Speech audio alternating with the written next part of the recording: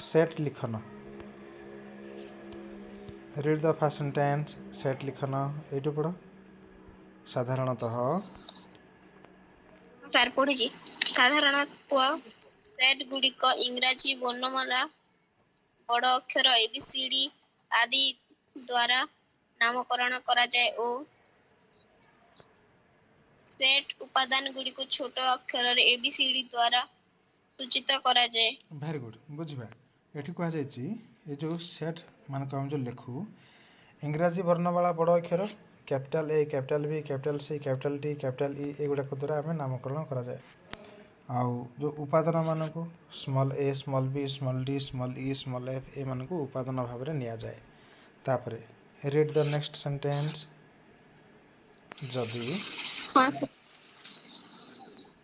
जदि set A रो गोटे उपादान ए होई थाए तेबे आमे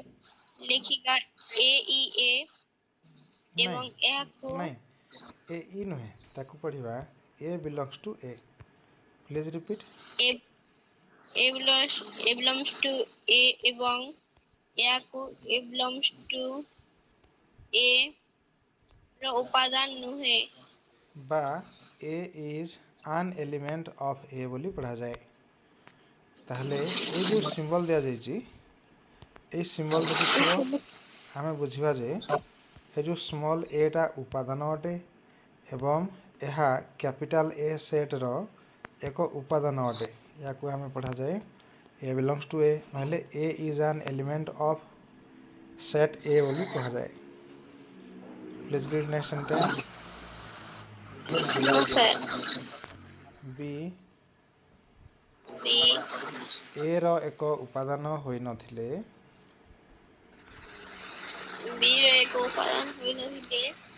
B does not belongs to A लिखा जाए।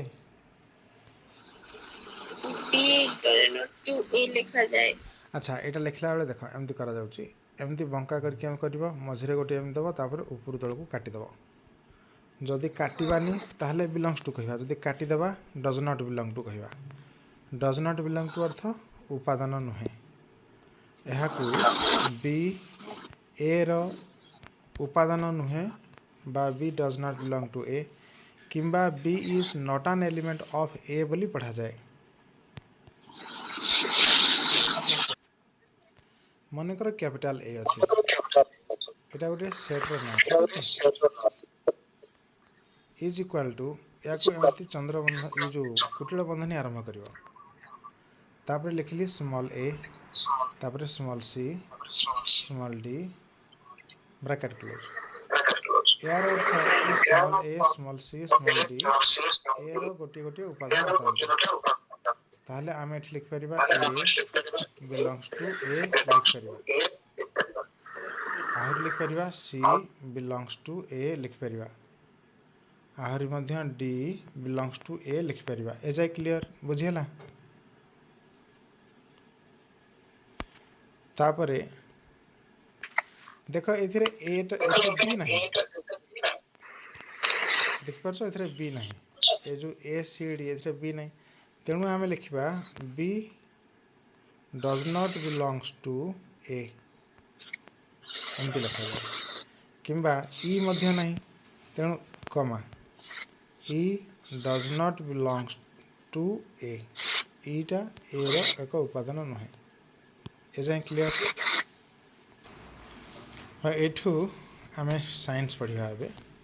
एठू नेक्स्ट क्लास रे पढ़ा ओके नेक्स्ट क्लास रे देखा कि तालिका पद्धति बा सारणी पद्धति क्या कहुए सूत्र पद्धति बा सेट गठनकारी पद्धति क्या कहुए ओके।